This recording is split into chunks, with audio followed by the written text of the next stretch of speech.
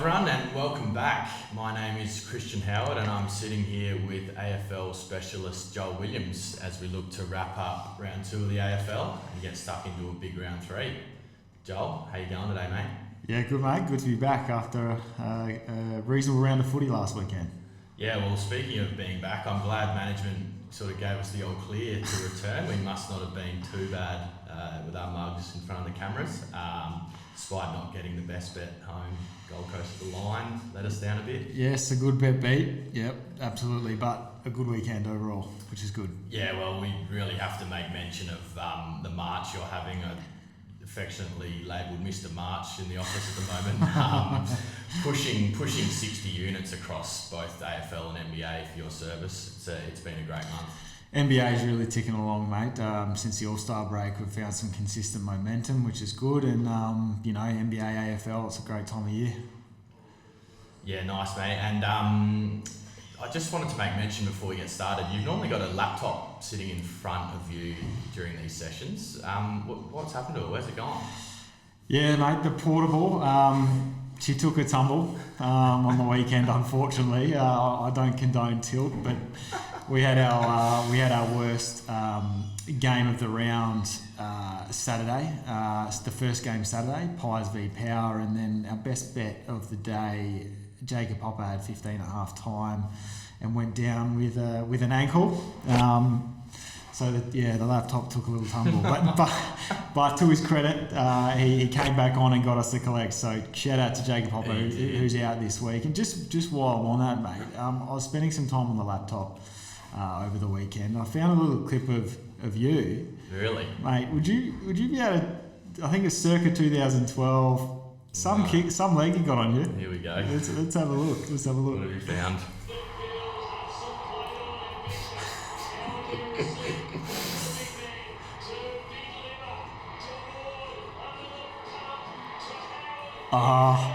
Stop it. Have a look at that. Geez, that's almost black and white footage that was that long ago. We saw a Liberatore in there, a young Liberatore. Yeah, a little Libber going around, isn't he? Still going well. Mate, how'd it feel to put that one through?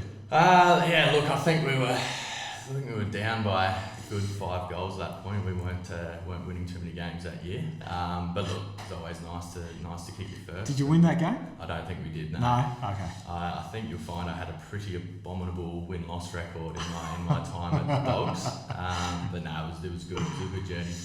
Good stuff, mate. Good stuff. Awesome, mate. Well, thanks for bringing that up. Diverging from what we're really here from, but let's quickly wrap up round 2, shall we? It was a profitable round for Tip Titans. How did you find the round overall? Yeah, really interesting round of footy. We couldn't have picked more pure from a player perspective, at least. We thought the match plays, obviously from a results point of view, didn't go as planned. But reviewing some of those match plays, we'd take them again given the same opportunity. We thought some in-game variance played a significant part there. So really happy with the round overall and looking forward to tonight, round 3 all get started. Yeah, nice. The variance piece is actually a bit of an interesting one in that round. We sort of saw, I almost want to call it extreme variance between some of the near misses and that ones that we actually landed. Lockie Neal was a perfect example on Friday night. He actually cleared his disposal line before having a handball taken off him. And then less than 24 hours we had Noah Anderson, who looked gone, and he, with 4 seconds to go, got the last disposal of the game. I just want to know, what message can you send your members who we're inevitably going to experience, downswings and upswings with those kind of beats and wins. What message can you send to them? Yeah, I mean, it's part of the game. Like, we're playing in a game of such fine margins, and you're just going to have so much in-game variance. And what we, tend to see is, what was great about the weekend is we saw both sides through one weekend of footy, whereas sometimes you can go all one way or the other way. You feel like you're going really well, or you're going really poorly when it's just variance. So I feel like we got a bit of both on the weekend, and it was a true depiction of probably where we should have been come the end of the round. Yeah. So it's just part of it, isn't it? It's just part of the game. You got to sort of learn to love it. Learn to love it, enjoy the ride, and trust the process.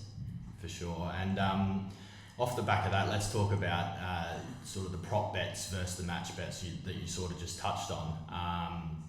Like you said, the prop bets ran very pure over the weekend. Match picks probably not so much. Yeah. What do you expect to see happen over the course of the season in regards to those two types of bets? Yeah, I mean, if we look historically over thousands of picks and that data, our profit on turnover percentages are very similar between the two types. So, you're going to see periods where our match picks go really well and then periods where our props go really well. But over the long term, we're really comfortable with where we both sit. So, get on both and, follow the staking plan. Yeah, so there's not one that's more important than the other, is there? Not at all. I mean, the same amount of research goes into both. Huge amounts of research into both. We get more volume of picks through the props simply because there's more options per game. In comparison to the match picks, or there's only two teams playing. So you get, the wins, the handicaps, the total points, etc.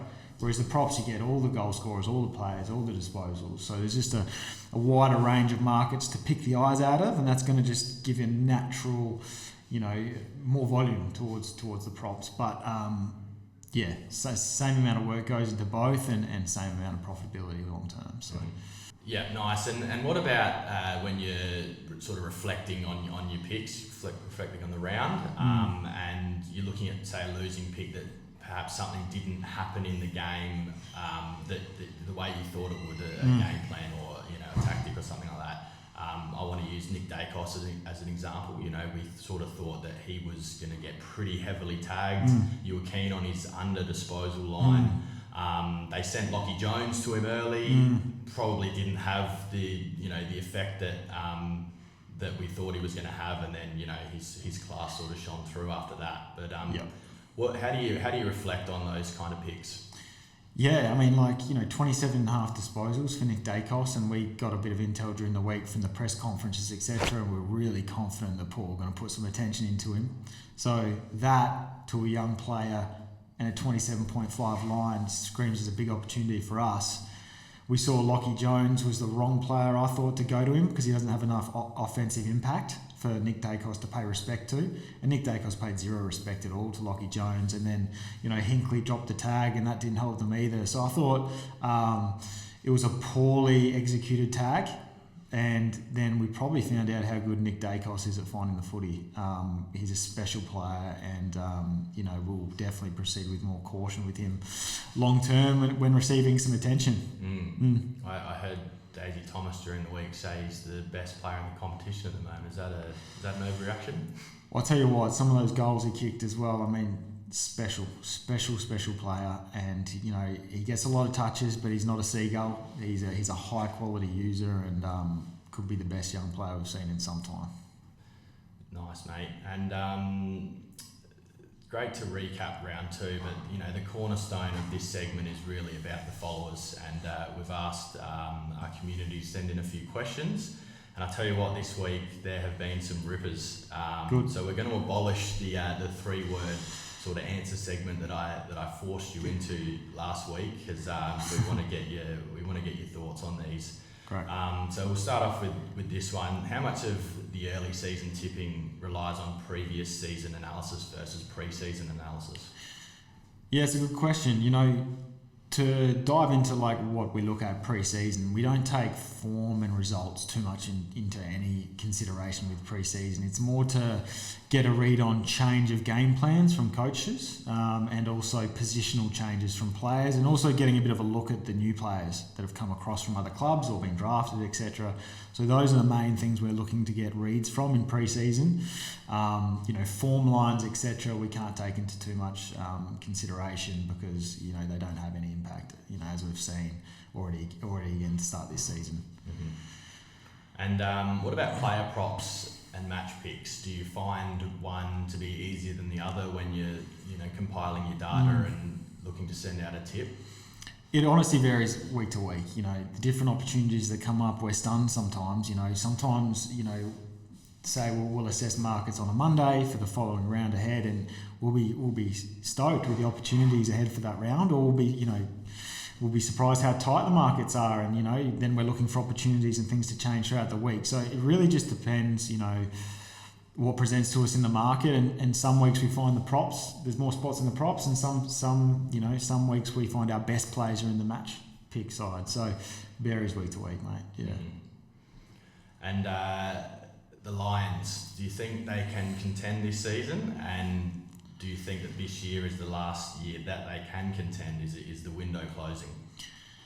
Look, I think it is with the current coaching staff and setup. So they need to have a good run at it this year, otherwise they need to make some changes. But, as we've seen already in two weeks of footy, the Lions still, their best and worst footy is so far apart, and they're really struggling to put some consistency into their footy. So if they're going to make a run at it, they're going to have to change. And what worries me about the Lions is it seems to be the same story for them over the last 3 to 4 years. And is it a coaching thing? I'm not sure. Is it a player thing? Is it a team thing? I'm not sure. But they seem to not be fixing the same things that can go wrong for them, because we all know they've got the talent. But why are they not?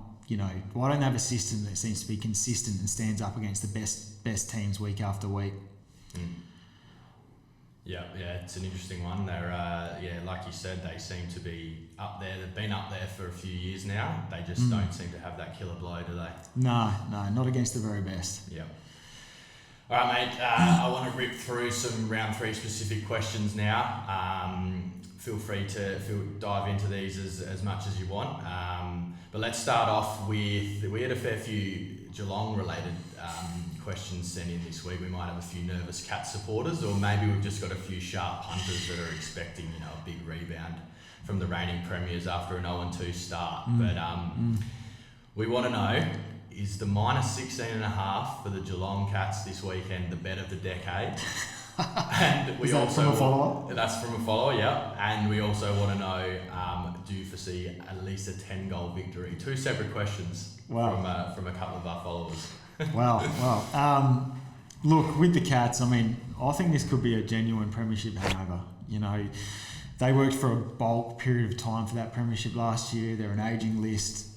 They just they haven't brought that killer instinct, that intent to their football this season, and they've clearly rocked up this season, not playing their best footy. And whether they find that, I'm not sure as this season progresses, but they are so far from that at the moment. And I actually think the Suns, at the plus would be my preferred play there, and we'll see what Geelong does. But I've seen no indication of them playing any good footy or what they're capable of yet this year. So, the short answer is no. Hope they're not nervous Cat supporters, because that's not what they would have wanted to hear. Now, can you give us a reason why Brisbane won't cover the line tonight versus the Dogs? It's a really intriguing game tonight because the Dogs have brought nothing, too impressive to begin this season. But I think, their season's already on the line, so they'll be throwing the kitchen sink at Brisbane on their home deck as well. So, the pace of the game is going to be strong. The Bulldogs have a great midfield. Can Brisbane's midfield match it with them and show that consistency I spoke about that they've struggled with week to week? I think it's an overreaction at the moment. The Bulldogs plus just off their first 2 weeks, and I think we're yet to write the Bulldogs off. So I think it's going to be a good game of footy, and I think it'll be a close game of footy tonight. Nice. Well, that's interesting. What is the line in that game? It started the week at 14.5. It's into 9.5 now after teams. So I think we got it out to members earlier in the week at 13.5, and now she's into 9. Hell, bit of movement there. And now I think we've got a couple of followers who are in these knockout comps where you just have to find a winner each week, and as soon as you don't, you're sort of out. So sure. We want to know, taking odds aside, who is getting the 4 points this week? Who is a stone cold certainty to get the 4 points this week? Well, it's going to be the toughest week of the year, I think, because there's not a team under $1.40. But if I had to give the follower, was it? The answer, I like the Blues to beat the Giants this weekend, or you could play with Freo if you like, but let's go with the Blues. Okay. Blues to beat the Giants up in Sydney. And last one, mate, we need to make amends for the best bet last week. Who are we going with this week? Look, the Suns were the better side last week for 3/4. I felt like they wasted opportunities, and I'm really keen to back that up again this week. So we double down on the Suns against the reigning premiers at the line. We're getting plus 16.5, so we'll go with that one. Oh boy, we are doubling down. I love that. Money where the mouth is. Mate, thanks again for your time today and your insights. I think it's been really great, and a special thanks to all the followers who have sent their questions in. I really hope that we answered those the way you would have hoped. I'm not sure if we're going to get many Geelong supporters coming back, but that's okay. Look forward to doing it again next week, and let's have a big round. Yeah, cheers, Chris.